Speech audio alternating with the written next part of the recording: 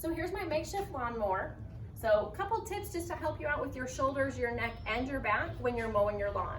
So what you want to be really careful of is that your elbows always stay in front of you. So you don't want to be pushing with your arms back here. And you also want to be careful that your knees are always bent and you sit back a little bit. So that you're here, you're going to lock the elbows in, and now when you're mowing the lawn, you're going to walk with the mower. So the rest of me stays in the same position. The biggest error people make is they push forward so they're here, which is going to kill your back, and you're going to look up and it's going to kill your neck and shoulders. So really make sure that you're in a good position, you leave all of that, and then move the lawnmower.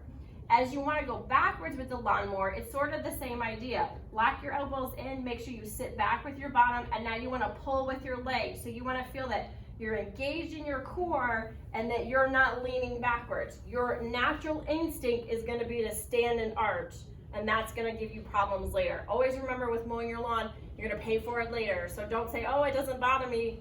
It's going to. So really sit your bottom back, soft knees, elbows in front, and stay there, and you should have a more successful time.